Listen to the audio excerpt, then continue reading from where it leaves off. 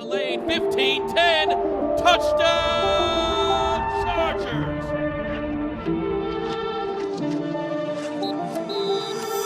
What's up, guys? Welcome into a Week 17 edition of Chargers Weekly. As always, joined by Matt Money Smith on location this week. Happy New Year, my man. It's coming up.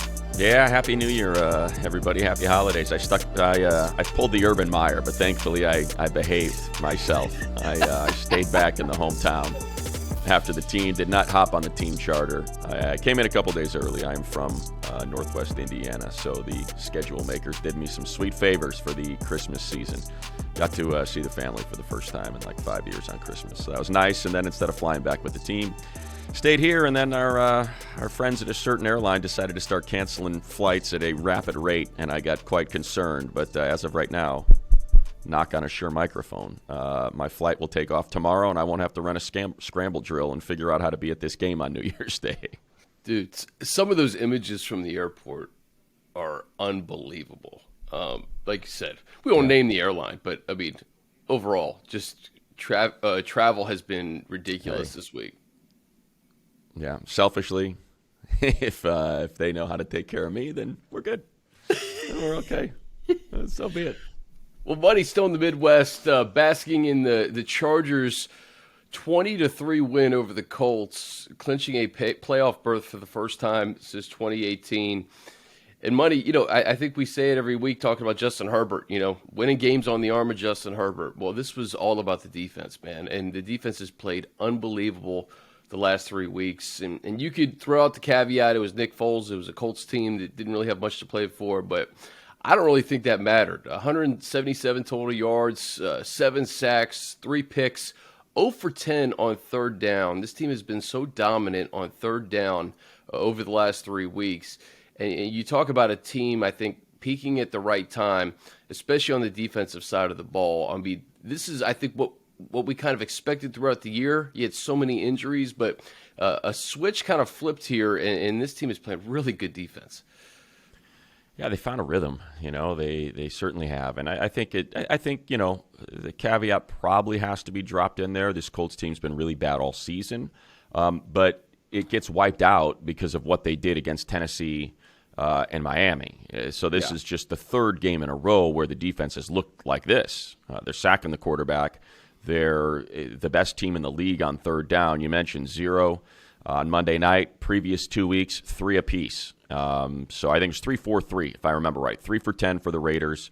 I want to say maybe the Dolphins had 3, and 2 of them, if I remember right, were on that final drive when they were playing prevent, or one of them at least. And then I think 4 for the Titans. So it's not just a one game, you just took advantage of a miserable Indianapolis squad starting Nick Foles for the first time in 12 months. So again, you play who's in front of you, and I think it was a high pressure game.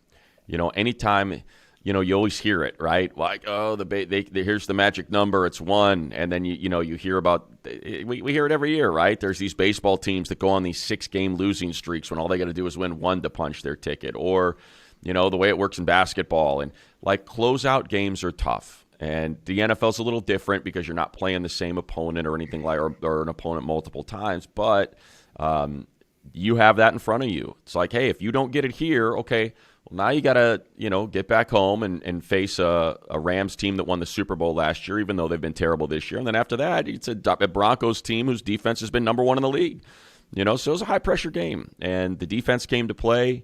That's where they were going to make their bones. That Indianapolis Colts defense has been good all year. That front has been really good all year. I had a feeling, we talked about it, Chris, that this was going to be a little bit of a struggle for the offense because of that interior rush of DeForest Buckner, and that proved out to be the case. Kwity Paye was great. Their linebackers are really good. Stephon Gilmore's been great in the secondary. So, I think we knew it was going to that if this was going to be a recipe for a victory to punch their ticket to the playoffs, it would probably have to be on the backs of the defense. And, I'll just quickly add, Kyle Van Noy has really found his place in this defense after struggling. I shouldn't say struggling, but after just trying to get his bearings, and figuring out, okay, I'm playing edge the whole time, and getting a rhythm in that position.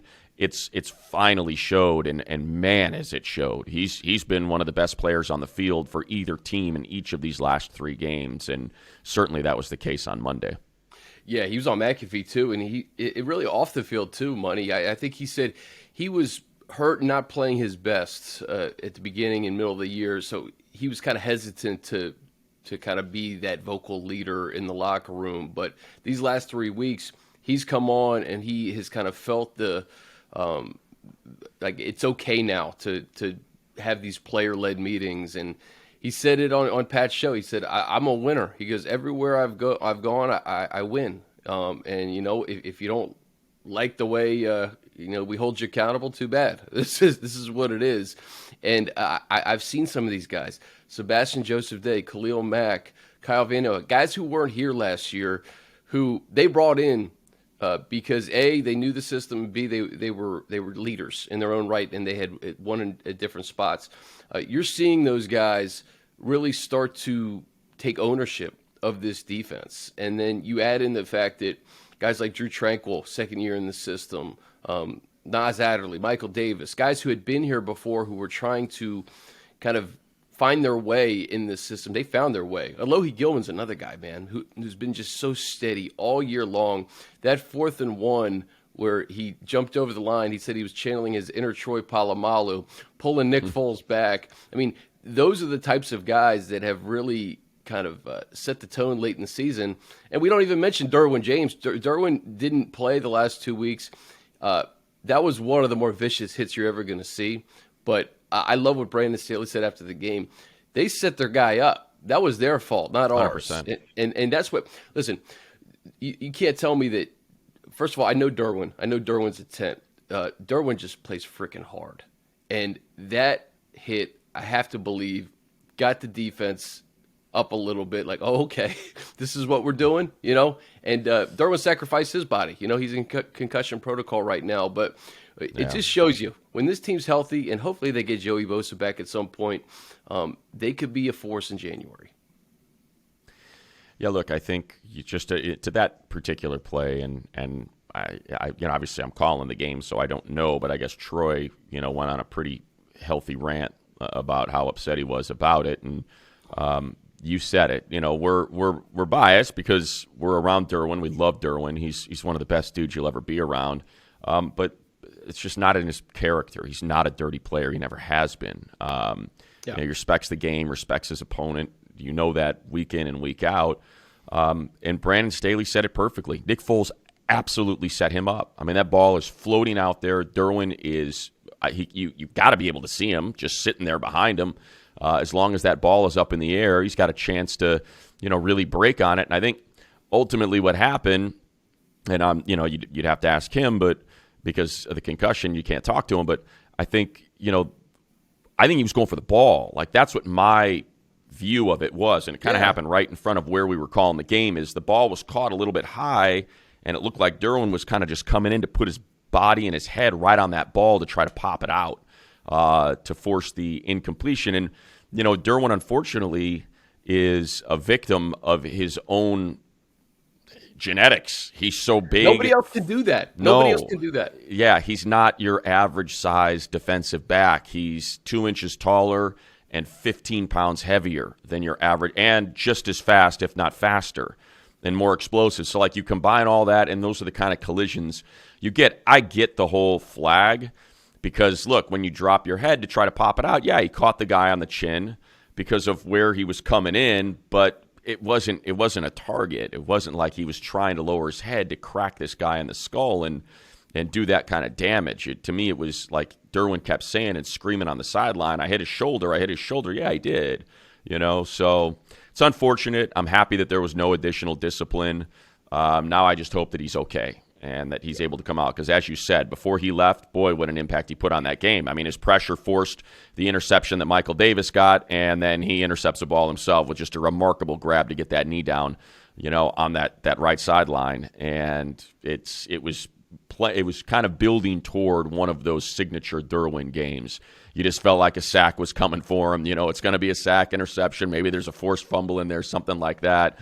And it's a reminder of how much he can impact the game. You mentioned Alohi, and I think kind of one of the things that this particular group has done, and who knows if it would have happened anyway, because they're young players and they're just getting more experience. So there should be, this arc of, of production that continues in an upward trajectory.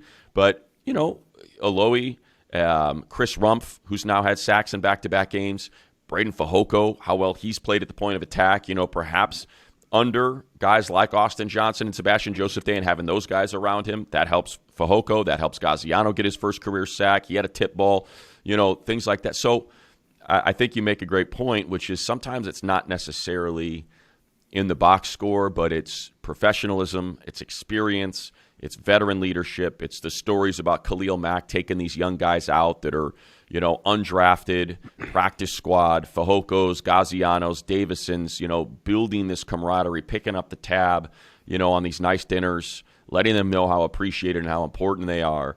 Kyle Van Noy's leadership, winning Super Bowls, being a winning player from a winning culture, helping to guide the path of this is what we have, this is what it looks like in December, and this is what it looks like in January, and this is how you get to a neutral field in February and play for the Lombardi. I think all that is now coming out because it can, because now you've punched your ticket, and now you're in the tournament, and now you're not looking ahead. You are, you are focused on playoff seeding, because there's a lot of, and I know we're going to get into it, there's a lot of variance in where this Chargers team can end up and other teams can end up. And I can only imagine how much is on the plate of those advanced scouts as they're trying to figure out, okay, what is our, because you always have to, the advanced scouts have to look 2-3 games in advance, and they're trying to put together this puzzle of what the Chargers are going to be doing.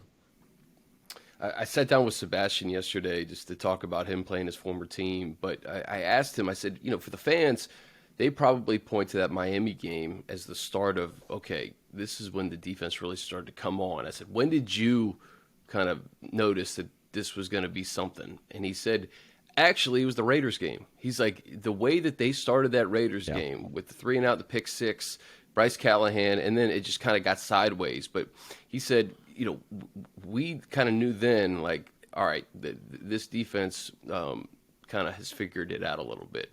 And I go back to that play in Arizona, Money. We were talking about this on Monday. I still believe that 2-point play was really the pivotal moment of this season. I think guys really did, at that point, start to believe that, hey, we got something here now. We've put ourselves in a position.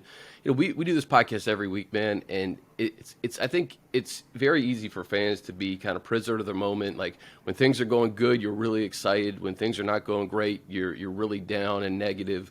But it just shows you a 17-game season. This team's 9-6. A lot of this has not been pretty, but look at where they are right now.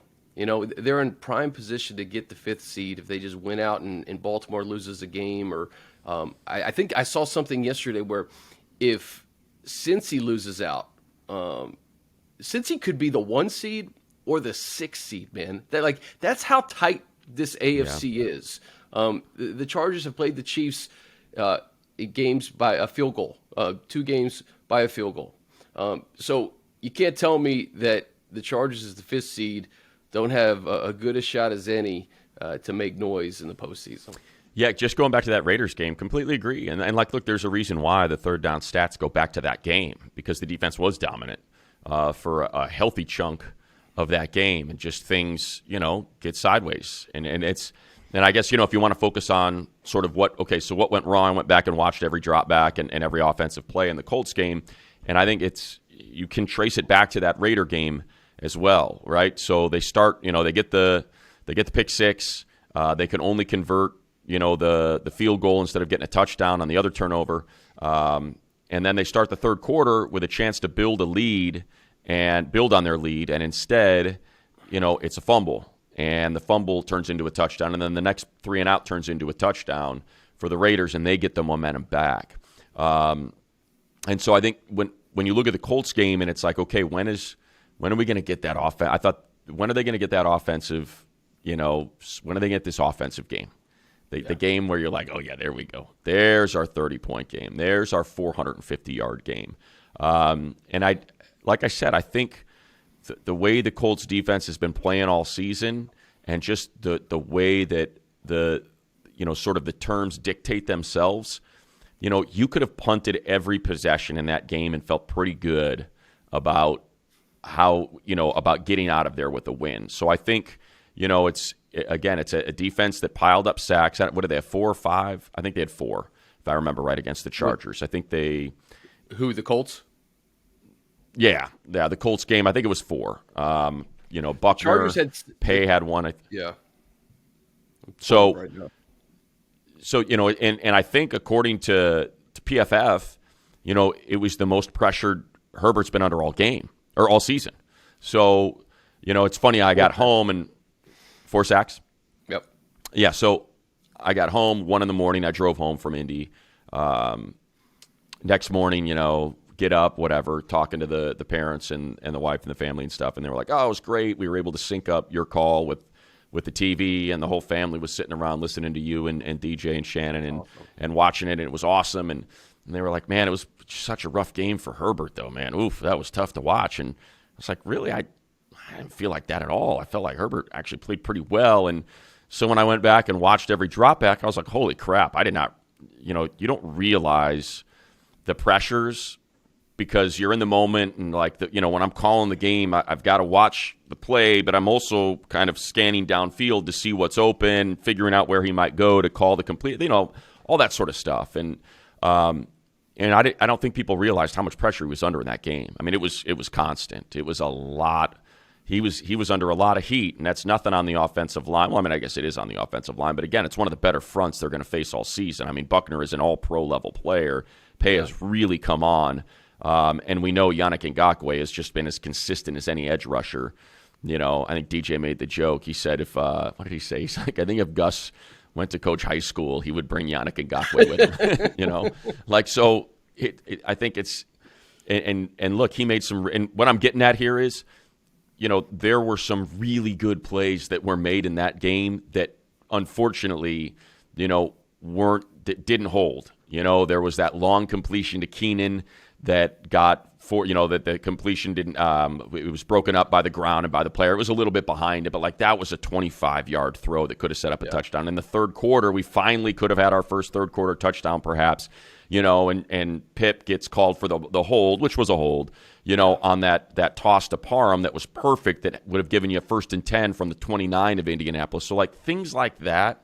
How about Keenan barely stepping out of bounds? Exactly. Keenan barely, and which, by the way, I don't know if he did. I don't know if he did. It was right in front of us where it happened, and I was really surprised they did not take a look at it. But then, I didn't feel like they blew the play dead, because the sideline official where Keenan was running is the one that signaled touchdown. So I'm like, well, if he didn't blow it dead, who blew the play dead? Because it certainly would be irresponsible if any other official blew that play dead than the guy that it was right in front of. So I think they just kind of missed that one or assumed that he stepped out. Anyway, there were some incredible – there was that throw, that what a cool play to dial up for Joe Lombardi, the throwback from Kelly, and Herbert getting rid of that thing. If you watch that play over and over again, you will see there is so much pressure in his lap. When he gets that ball, he just has to flip it and try to get his hand where he wants it, and then he throws an absolute seed. I mean, a freaking seed to Keenan right in front of the hand of the outstretched hand of a defender. It's the only place you could put that ball for that completion, and he does it with 2 guys in his face on a throwback, trying to get his hand set. And I think that overshadowed what was the second best throw of the game, which would have probably been any other quarterback's best throw of the game, from the week. And that was the little drop the arm slot, sidearm around DeForest Buckner, who was just about to sack him on a 2nd and 9 to Mike Williams, who was bracketed and goes for 18 yards. Those are the things that just show up as 48 yards of passing that in the box score that doesn't tell the story. That does not tell you what Justin Herbert did for those 58 or 48 yards of passing. So Justin has 1 touchdown pass over the last 3 weeks. The Chargers have won all 3 games. And I think if you're a Chargers fan, I'd be very encouraged by that, because Justin is making plays throughout the game. I do believe that they'll get the offense right. I think that you'll see a game where they can score 28, 31 points. And if the defense is playing like that, then that's the recipe. But when you look at those stats, you're like, oh, well, what's going on? I think the one thing that they have to do, Money, and you saw this all game, Mike Williams, 4 for 76. All 4 of those catches came on those 2 touchdown drives. They got to get Mike involved as much as they possibly can. You can never have 81 thrown the ball to enough. I still believe with Joshua Palmer, too. Like, Joshua showed us in the middle parts of the season that he could take a heavy load and make an impact. I think a lot of it, though, to your point, is the pressure that's Justin's getting. He was hit 7 times. You said he was sacked 4 times. But 81 showed up on those 2 touchdown drives, and then like every other possession the Chargers had didn't even get targeted. So I think they did enough. They knew what they had to do to beat the Colts. Austin was great. They helped control the clock. They kind of dominated the second half. They won by 17 points. But you won't see Indy in mid-January. That's when that offense has to get rolling. Yeah, what I'm hoping you don't see is an offshoot of Indy. It was interesting what they did.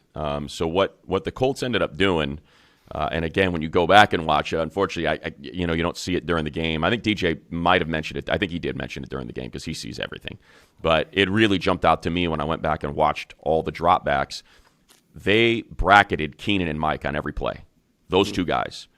2 defenders committed. So you've got 4 defenders committed to those 2 receivers almost every single play. Mike was bracketed the entire game.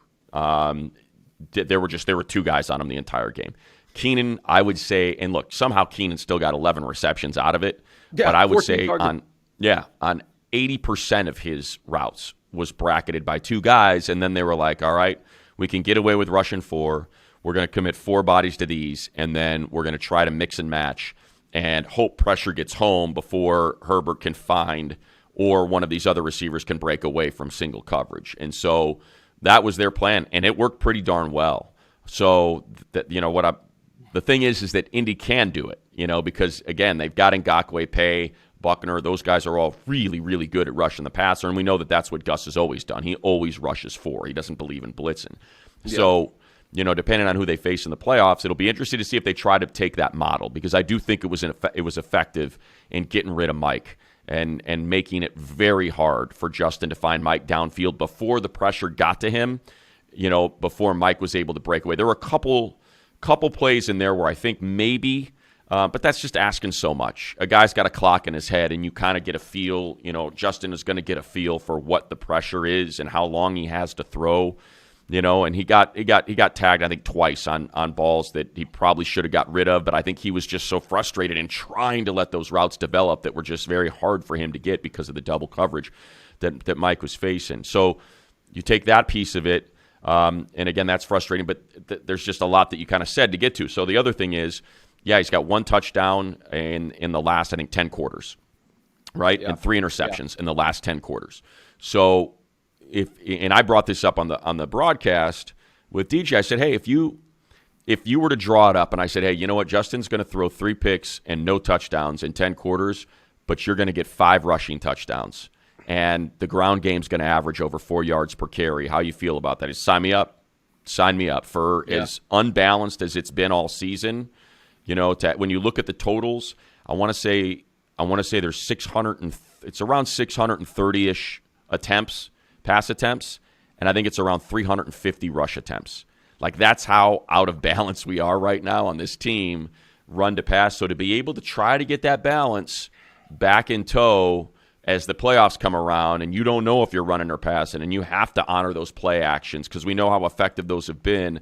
I think that may be what we're setting up here, is Joe Lombardi is trying to get this thing back in balance for film, for teams that are like, all right, give me the last 5 games, cut up the last 5 games. What are we looking at? I think you've got to have so much more of that balance for teams to have to prepare for.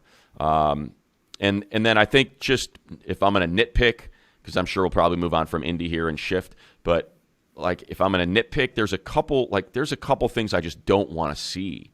On that 3rd and goal, why is Keenan coming off the field? That's the one guy I don't want to come off the field. There was and I didn't understand the package at all. It was Parham, McKitty, and Everett. He brought in 3 tight ends, and they all went out in the pattern. And it was a very strange. It was just a real strange call. And I think just beyond that, I don't ever want to see Keenan Allen off the field on third down. And he was upset. Like when they didn't get the touchdown, he was freaking hot, and he was in Staley's ear. And I think he was. It was funny because DJ's like, "Hey, I think Keenan's sharing the same opinion you have right now," because he was. And I get it. It's like, man, the guy's unstoppable. Like that's not. Let's not overthink it. I get trying to, hey, I've been sitting on this one for a while. Let's put this one out there and see if they know what we're about to do. I get it, but I'm more comfortable going with 13-81. Let's get 13-30 and 81 out there and let the chips fall as they may. The other thing is, on that first drive, 3.5 yard, come on, man. The guy's 7 for 7. He's 7 for 7. Let's just get him under there, get the half. First downs, not touchdowns. Let's go. And they got back to that later in the game, where it was just right up the gut. Yeah. So Keenan still, you talk about being bracketed, 14 targets. I was just looking at the snap counts money as you were talking to. Gerald Everett wasn't even targeted. I think he was on the field for 54% of the time. So yeah. that kind of, I'd have to go back and see why he wasn't targeted. Like you mentioned that one Parham play was awesome. Trey had the holding call, but Gerald is a guy that they're going to have to get involved, I guess, when you do try to take 81 and 13 out of the game. Gerald and Joshua and obviously Austin, who's been catching balls all season. But I found that curious. I was like, did Gerald play in the game? Yeah, he was. Well, again, I think the Indy, because of how bad they've been offensively, how inept they've been offensively, the defense has unfortunately been overshadowed. Gus has done an exceptional job. And look, if they, and I'm guessing Gus very well could end up looking for another job this offseason, because of the Frank gets fired. So don't know what his future is, but their linebackers are really good. They're really good. Okereke, Zaire Franklin, they're really, really good. And I think you saw a lot of that. You just saw their effectiveness, whether it's in coverage, rushing the passer, their ability to tackle right away. They did look, it was a good defensive effort from Indianapolis. And, and Herbert, I think, again, while the stats aren't eye-popping, 31 attempts for 235 yards, still 7.5 per. The Chargers, when you go through team stats, they converted 50% of or not quite 50% of their third downs. They went on a little bit of a roll there, though, on third downs, and then they hit a little bit of a lull. But they won the game by 17 points. And I think it's complementary football. I think that's what people have to remember. Like when the defense is playing dominant, it doesn't necessarily mean the offense has to blow a team out. A lot of it could be complementary football. It could be, hey, that was a pretty rough interception there. Let's make sure that doesn't happen again. With the pressure, finally, that's the first lost fumble of Herbert's career. When you think about how much pressure that guy's been under his entire career, how many sacks that he's taken, how many pressures he's taken, that's the first time he's ever lost a fumble. He's fumbled before, but he's been able to corral it, or someone else has. But it's the first time he's ever lost a fumble. So I think my guess is his coach, might have called in the adjustment of, defense is on fire. The Colts, they can't do much here. So let's make sure we play it conservatively. And they did. And I thought it, went pretty darn well. It did. And just to give you some perspective on how dominant the defense was, those 3 points came on those two 15-yard penalties by Derwin on that one drive. And then they were fourth and 1 inside the 20 because of that fumble, that Herbert fumble. Right. Other than that, the defense, they didn't even come close. No. They didn't come close to the red zone. No, 170 total yards. 3.5 yards per play, 0 for 10 on third down, 1 for 4 on fourth down. Time of possession, 8 minutes more. Like it's it was just, and you look at penalties, and that's the only, like you said, 6 penalties for 60 yards on the Chargers. That's what really kind of got them those 3 points, and perhaps made it 20-3 instead of 28 or 31-3. Yeah. All right, hey, let's take a quick break. We'll back on the other side. We'll talk Rams and playoff seeding. All right, guys, introducing Ultimate Chargers. It's the free-to-play next-level fantasy football game. Open packs, collect players, pick your lineup, and crush the competition. Ultimate Chargers. Play now inside the LA Chargers app. Also, want to remind you to play the Chargers Picks Now. The official LA Chargers Pick'em contest is where you predict the game outcomes for a chance to win a Chargers jersey. Check out the free-to-play Chargers Picks tab in the LA Chargers app to play. And for every game this season, when the Chargers defense gets an interception, you can score a free chicken sandwich when you buy one at your local Popeyes. Visit chargers.com/promotions to learn more. So, Money, the Battle of Los Angeles, New Year's Day at SoFi Stadium. The Rams crushed the Broncos, really put that organization in a tailspin this week, scoring 50-plus points. And I'll say this, the Rams, they're not tanking. They don't have a pick. No. McVay is coaching the heck out of Baker Mayfield right now, and they're going to be ready to go on Sunday. Yeah, look, Baker's playing for his career. We know what a gamer he is. I mean, he's a freaking guy that, was the number 1 overall pick. There's a reason you've got all these evaluators. If guy didn't go number 1, he was going to go top 10. So there were a number of people that thought he was a franchise quarterback.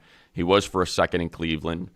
He's obviously faced a lot of adversity throughout his career with the coaches that he's had to play for, the chaos in Cleveland, heading down to Carolina where, it seemed like it was a pretty rough go under Matt Rule, who got fired in the middle of the season. And now he's got to figure out how to learn a playbook, for a team that's got one of the worst offensive lines statistically, has a running back that was benched for 4 or 5 games and reportedly had it out with his head coach before they finally kind of had a little bit of a peace pipe meeting and were able to sort things out. No Triple Crown winner from last year in Cooper Kupp, and a defense that's, down Aaron Donald, the best player in the NFL. So, and all he did was hang 51. Now, granted, some of those were defensive scores, but was put up 51 on, the best defense points-wise in football. Nobody has allowed fewer points this year than the Denver Broncos, and this guy puts a 50-burger on them. So, look, one thing I noticed is he took what they gave him. It was all tight ends. It was, Higbee had a monster day, and it was just – and Baker did a great job. He was able to move away from pressure. I watched all of his dropbacks as well. He played a really, really good game. When he was under pressure, he hung in, long enough to let a route develop, but he really used his tight ends. It was a lot of Bryson and Higbee. And he also used his backs a lot. I think, between Van Jefferson and Powell, I can't remember, and Atwell, it just seemed like they were barely involved. So, that's where hopefully, knock again, Derwin's, good to go, because that's, if that's how you want to do it, just throw him on Higbee and be like, all right, 11 targets, 9 catches, Derwin, here you go, bud. Go knock that out, and let's see if he's got a counter to that. So McVay's a great play caller. He's in the conversation as the best in the league, and I'm sure he dialed that up specifically for what the Broncos defense was presenting. And you would assume he knows Sean. Look, Brandon Staley knows Sean McVay. Sean McVay knows Brandon Staley. They know each other really well. So it'll be interesting to see how these two guys are scheming it up to try to knock the other out, because we know both of them are exceptional play callers on each side of the ball that they call plays. For as bad as Baker looked at the beginning of the year, it just goes to show you what an awesome play caller and offensive head coach Sean McVay is, for him to come in moments' notice and to play the way he's playing.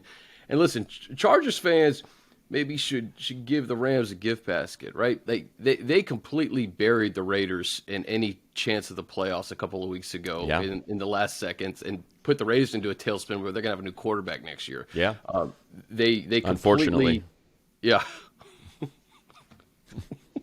Unfortunately, for as hard as I've been on Derek Carr on my radio show repeatedly, the Petros and money side of me has really enjoyed taking shots at Carr. the Chargers play-by-play side of me is like, nah, keep that guy there as long as possible, because I know he's got a couple wins and a couple big wins against the Chargers, but I don't ever feel like I say, wow, Derek Carr really won them that game. No, last year in Week 18, it was Max Crosby and Josh Jacobs really won them that game. Same goes, with the pick six and stuff back in whatever it was, Week 13, Week 12. So, yes, unfortunately, the Raiders are going to have a new quarterback next year, and I wouldn't be surprised, Chris, if we're playing Tom Brady twice, next year. That would not surprise me at all. I think, when you're talking about a team that is desperate to do something now, that wants to get this done now. Devontae Adams is 30, so it's not like, Darren Waller. These are all players that are seasoned vets. Max Crosby, it does not line up as we're going to draft our quarterback of the future and, figure it out in the next 2-3 years. Does not feel like that. It feels like it's let's reunite somebody with Josh McDaniels that he's worked with before. And look, we thought this was going to happen this year when they arrived in Las Vegas, that Carr was going to be out, that it was going to be figure out a way, to get Garoppolo there or get, maybe Tom Brady. And remember, that's now come out that was the place that he thought he was going before he went to Tampa. And he was like, you're sticking with that guy, and there was an expletive in there. You kidding me? So it's clear that Tom seemingly wanted to go to Las Vegas to play for the Raiders. Grew up in the Bay Area when the Raiders were there, even though he was a 49er guy. So, not to get too sidetracked here, but no, that would be my guess. We're going to get to it anyway. It's Garoppolo. Yeah.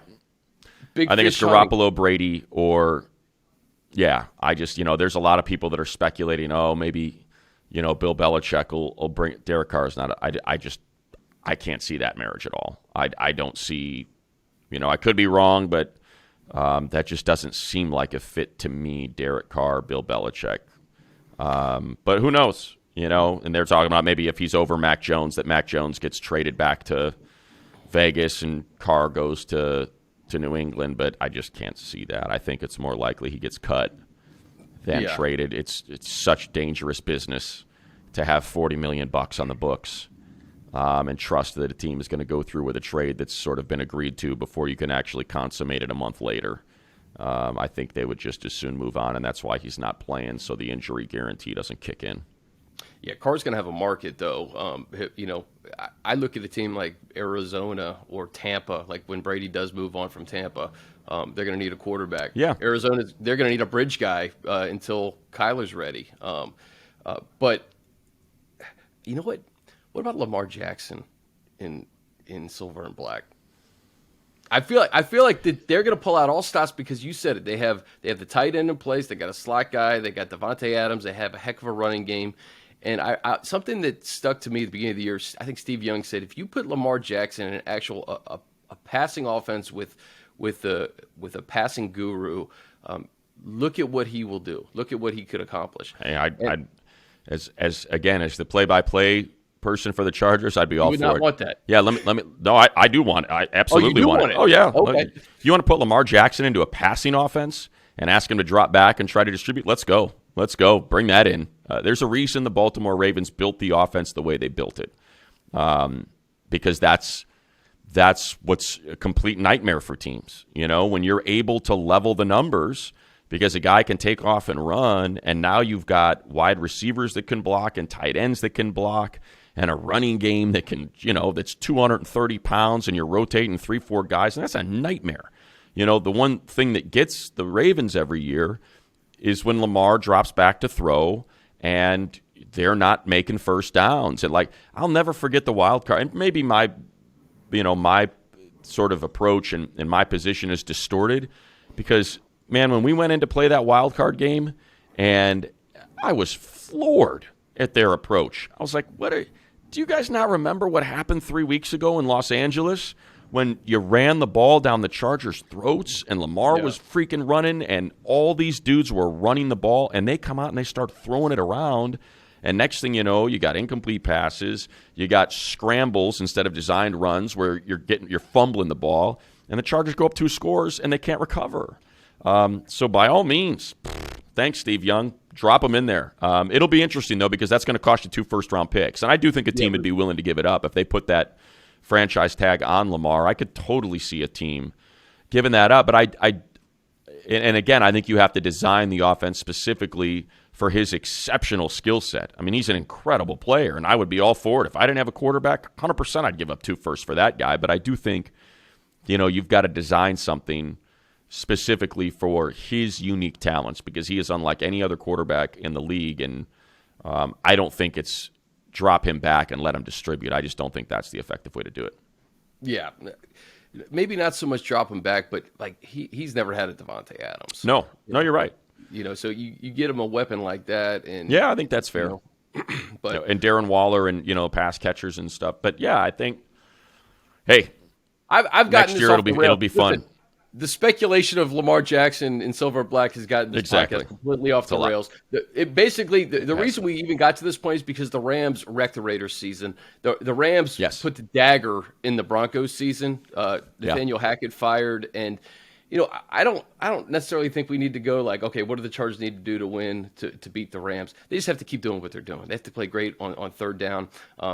I'd like to see this offense experiment a little bit more and get ready for January, and then that second half scoring, the third quarter, come out strong in the third quarter. I think they really do have to figure that out because when you're playing postseason football, every freaking quarter counts, man. Yeah. And that third quarter has been a liability for this team. And again, they were rolling. That first drive of the third quarter, they're rolling. It's working, and then all of a sudden you get that holding penalty, and it becomes 1st and 20 instead of 1st and 10 from the Indianapolis 29. It just feels like there's been one of those every single game. So, yes, I would love to see it. I like the game plan. It might have been, and I should have done the work before we started the podcast. Shame on me being lazy. But I want to say it was the first game we've had this season where they had more rush attempts than pass attempts. It was 31 pass attempts, 32 rushes. So, let's see more of that. I would love to see it. Keep it balanced. And, Josh was averaging 4.2, I think, per carry. Austin Eckler's averaging 4.1 per carry. We got 2 Eckler rushing touchdowns. They did it again. They did it against Miami. They did it against Arizona. Well, no, not Arizona. They did it against Miami. They did it against Tennessee. And now they did it against the Colts, where they had a clock-consuming second-half drive. That final drive that Eckler scored his second touchdown on, it took 8 minutes. Game's over. Think about Miami. 8.5 minutes for the field goal to put them up 2 scores. Game is over. Those are the things that get me excited because that's playoff football. That is, can you run the 4-minute drill? Can you convert third downs? Can you keep them off the field as they're standing on the sidelines watching the game slip away from them? Just sucking the hope from them, in terms of victory because they can't get you off the field. Those are the things that I'm excited about with this team, as the playoffs approach. Against the Rams, look, we said it. They had 6 sacks last week. I know the Broncos' offensive line hasn't been great, but, the Rams, again, it's another team with a good front. Leonard Floyd is, even without Aaron Donald, you've got guys that can rush the passer, specifically Leonard Floyd. Sure. Who's a really good pass rusher. And I think after that game, I want to say he's now double-digit sacks. I don't remember. I think he had 2 in that game. He might have had. And anyway, he's coming up on double-digit sacks if he's not already there. I know Bobby Wagner had one. Now I'm looking at the box.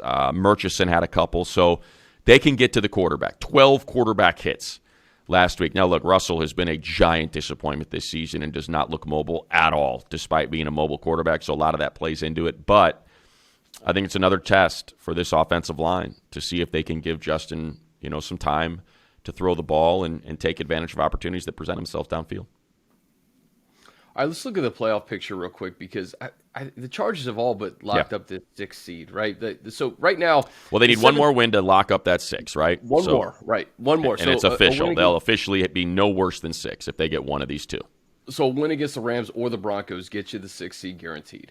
The 7th seed right now, the Miami Dolphins, Tua in concussion protocol, probably not going to play this Sunday. May not play again this year. So they have the Patriots, who are 7-8, and the Mike White New York Jets could win out and punch their ticket as the 7th seed. So that's all interesting, but what's in front of the Chargers is more important here. We talk about Lamar Jackson. If he does come back, who knows? They could be the 3 seed if they win out, and who knows? The Chargers could potentially go to Baltimore. So that Cincinnati, to me, like, here's if we're getting into it, Chris. Like, here is my look. Ideal scenario for me is Bengals win out. Somehow the Chiefs drop one of these final 2. It's not likely, but like that's if you want to have the best case. There's your best case. Why? Because if that happens, the Bengals become the 1 seed. The Bills and the Chiefs very well will have to play each other in the divisional round. And that's what you want. Can you get those 2 teams to play one another so you don't have to face them both? I think is the best case, right? So if the Bengals knock off the Bills then slip to 2. The Bills slip to 3. The Bengals go to 2. Chiefs go to 1. But remember, the Bengals knocked off the Chiefs in Cincinnati. So if there's a hiccup there by the Chiefs, now all of a sudden the Bengals go to number. So that's best case for me. Yeah. Second best case is the Bengals, as you mentioned, lose out. Again, they lose to the Bills, and then they lose to the Ravens. The Ravens end up winning the AFC North, get to the number 3 spot. The Bengals, if the Chargers win out, follow me here, then slip all the way down to the 6. So now you have Chargers, Jags, or Titans in the first round. And then you will have, for the 3rd time in a season, the Ravens and the Bengals play one another. And to me, the best case then is Bengals knock off the Ravens as a wild card, and they're the ones that have to go to Buffalo in the middle of January to play that Bills team, while the Chargers would then get to go to Kansas City, who will have already played a wild card contest against the Dolphins or the Patriots or the Jets or whomever is behind the Chargers in that. And that, to me, is the second best path, because now the Chiefs have to beat a Chargers team that's been right in all of these games with them a 3rd time, which we know is very hard to do. So I hope that makes sense. That's kind of where I think mapping out all the possible outcomes. I don't know where where do you sit? What would you like to see? I think what I'd like to see is the Chargers to win out, to get to 11-6, and the Ravens to drop 1 to the Steelers or the Bengals in Week 18.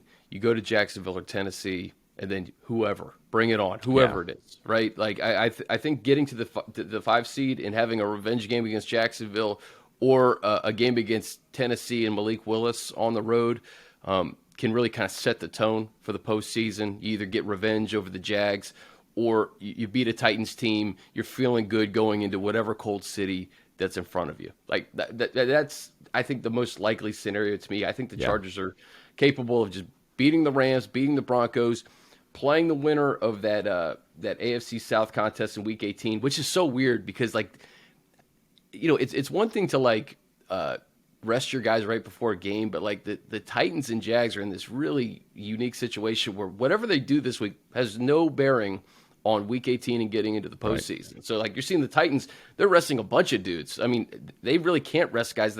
Guys are hurt. But Dallas is going to get a very watered-down Titans team on Thursday. I don't know what the Jags are going to do against the Texans, but I want to see the Chargers move up to the 5 seed. And I think the best path is to have the Ravens drop one of these 2. I think it makes sense, yeah. The Ravens either lose to the Steelers or the Bengals to close out the season. Chargers went out. One of the great things that I like about the way the season is mapped out for the Chargers is Week 18 in Denver. So we know that Denver has been dealing with some serious weather, crazy, fluctuations in temperature. It's been down to, 10, 15 below. So, like, I love the idea of a game that, doesn't have playoff consequences attached to it. To play in the cold, to get that rep before, if you got to go to Buffalo, you'll have it fresh, from 2 weeks prior. This is how, this is the style of game we played. This is what it felt like. This is how you have to prepare your body for extreme cold, and get yourself ready. I think anybody that's ever played or done anything competitively knows the role that adrenaline plays. It really is an incredible thing to have coursing through your body, and how it does allow you to compartmentalize and not have external effects really kind of come into play as much as you would think they do. But I do think there's something to that. Being able to play outdoors in Denver in the first week of January before you may have to go to Buffalo or Kansas City or Cincinnati or Baltimore in those elements, I think is going to end up going a long way for this team. Before we get out of here, so the big three in the AFC, when I saw Miami go into Buffalo a week after the Chargers beat them and go toe for toe, and to see the Jets go toe for toe with the Bills, to see the Minnesota Vikings go in there and beat them, leads me to believe the Chargers have every opportunity to go in there and beat the Bills.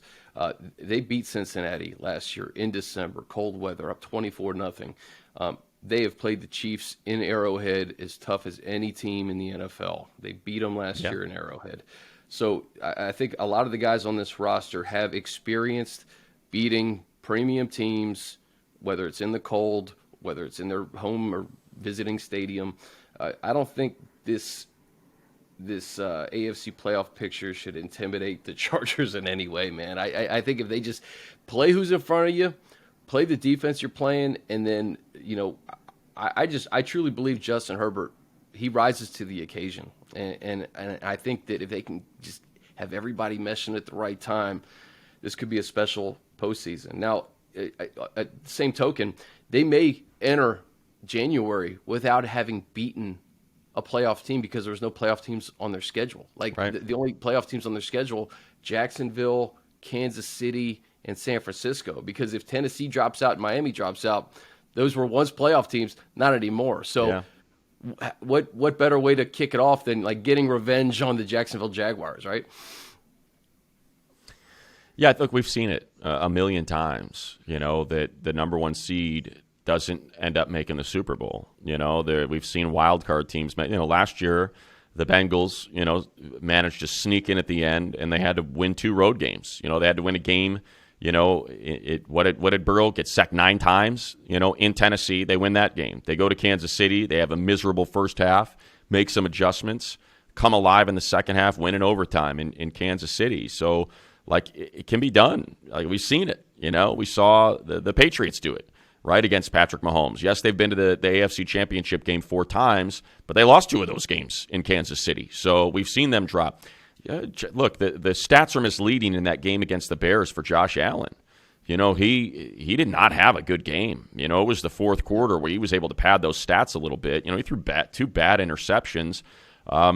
He's kind of been a little hot and cold this season. The defense is really good, but yeah, I'm with you. I don't think there is no elite team. There's no team in either conference. If you were to say, hey, of the 13 other teams in the playoffs, are there any that really concern you? The only one I think I'd probably list is man, that would be really tough, is the 49ers, just because of how good that defense is. We saw that they shut out the Chargers from basically doing anything in the second half, and they've done that to every one of their opponents. That's the only one to me and again, they've got an offense where they're playing a rookie quarterback, and we've seen this before. The Gardner Minshew story, there's a handful of these in NFL history where these guys they catch fire, and then teams start to get a rhythm and a beat on what they like and what they do and where they can attack, and they end up kind of settling into what perhaps their draft position suggested they should be. So even that's a vulnerability. But I'm with you. I don't think they should fear any of the teams ahead of them. I don't think it matters what the path is. We're just talking about what the preferred path might be. That Jags team will not see the same Chargers team they saw in week 4, whatever it was when they saw them. I think it was week 4. It'll be completely different with Rashawn Slater and Joey Bosa and a healthy Justin Herbert. And it's a team that doesn't it's a team that doesn't have experience. You're talking about so much youth and no playoff experience for the great majority of that team out there. Whereas the Chargers are going to have Khalil Mack and Kyle Van Noy and Seabass and Keenan Allen and Mike Williams, and these guys that have been through it, Gerald Everett, who've been through it time and time again in the postseason. So I think that gives them a great advantage as well going up against a team like Jacksonville. And just remember, too, remember what this Chargers team went through last year. They went to Philly. It was freezing in Philly.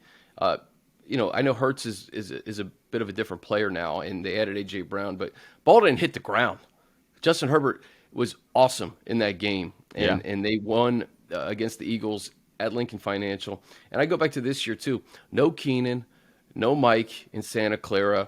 Justin is hanging with the 49ers until the very, very end. You lose Christian Covington. You lose Tito Ogbonnia that game. You were already down guys. So I want to say that this team over the last 2 years has been tested by good teams. Even though you may go into the postseason not having beaten a playoff team that's currently in the tournament, shoot, like you have been tested this year, and you even go back to last year. Largely, some of these teams are the same, and the Chargers have delivered.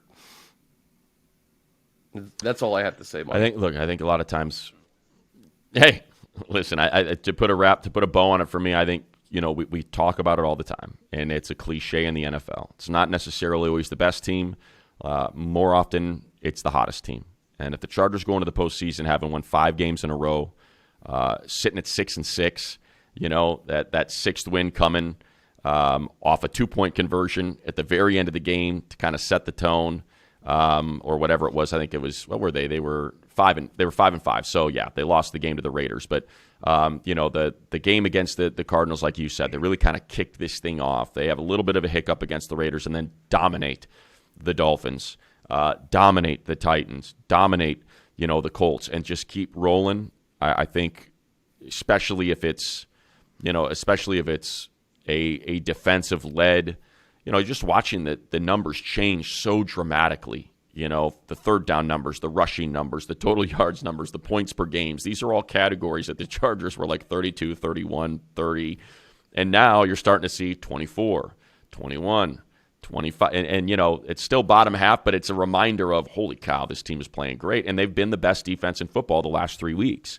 Points, third downs, against the run, against the pass, yards per play, like across the board, DVOA, defensive EPA, like all of that has been Chargers number one. And again, yes, it's the Colts, but it's also the Titans and it's also the Dolphins. So, do it against the Rams, do it against the Broncos, really go in with momentum, feeling like, okay, we're that team, the proverbial team nobody wants to face. Here we come.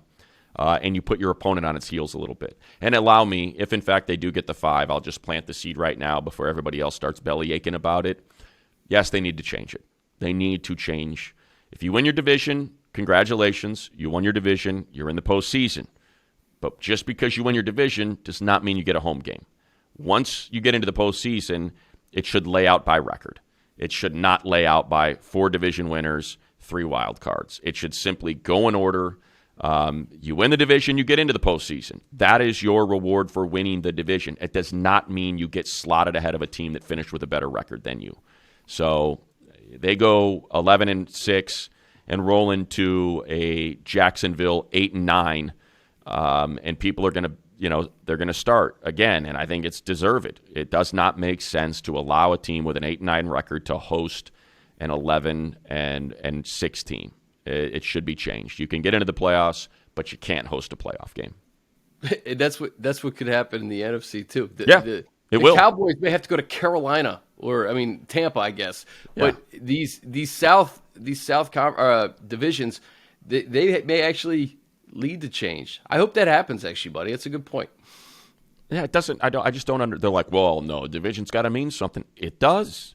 You get into the playoffs. You're in. It does mean something. You have punched your ticket into the tournament by winning your division, but because you have not been as good of a team as the wild card teams behind you through the regular season, you get slotted appropriately. You will be the 7th seed. Every game you play will be on the road because you have the worst record of the tournament teams. And to me, I can't figure out what the argument is in favor of keeping them as as a home team to get a home game in the wild card. It just doesn't make any sense to me. I don't know what the position would be. Well, you won your division. Okay, it was a crappy division, and you won it, so you got in the playoffs. That's fine. Your record is not as good. Every tiebreaker would see you in the dead last position. So why not honor the tiebreakers? Just throw the division crown has got you into the playoffs. Now all the tiebreakers apply. Where do you belong? Slot yourself in. We'd have a damn home. There's 4 teams in the NFC East that will probably make the playoffs. I mean, if Washington wins out against Cleveland and a Dallas team who may have nothing to play for in Week 18, you can see the Giants, the Eagles, the Cowboys, and the Commanders all in the playoffs. And it goes to your point, like you can't penalize a team just because they're in a really good division. I mean, right.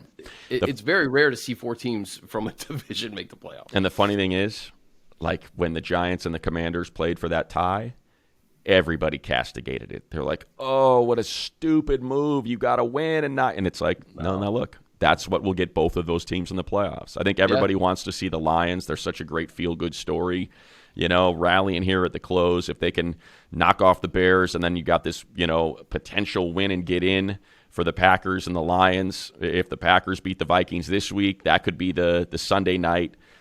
Punch your ticket. One team goes, one team goes home. Instead, like you mentioned, because of that tie, it's going to end up, the Giants and the Commanders could end up as the 7-loss and 1-tie team instead of 8 losses that the Lions and the Packers already have. And it will have saved both of their seasons in terms of getting into the playoffs. What a nutty NFL season. That is. And Chargers 9-6 though. Hoping this team wins out, gets to 11 wins, plays with a little bit of momentum. Money, you've been kind enough to join us on your vacation. All good. New location. The mic sounds fantastic. You look like you're in a very professional setup over there. Yeah, thankfully, my older brother, who's here in Hammond, Indiana, is a bit of a media guy himself. Well, not necessarily he's a lawyer, but he does some political stuff back here in the region, and they have their own podcast. So he's got a full-on, 4 camera shoot is what I'm looking at the other side. And here, I'll help the people out real quick. It's kind of funny for those that are watching. So here we go. Can we play the Bears next year? Can we do this in Chicago next year? Yeah, right. Oh, you know what? As a matter of fact, I can't do it because we're recording, so it won't let me change it. But anyway, huge thank you to the Left of Center podcast with Mayor Tom and Kevin Smith for letting me use their studio today because, it seemed like it sounded pretty darn good. Shout out to Kevin Smith and Mayor Tom. There we go. All right, Money, enjoy, brother. And I don't know what they got going here, but ring the bell of tequila. Although I won't be drinking any.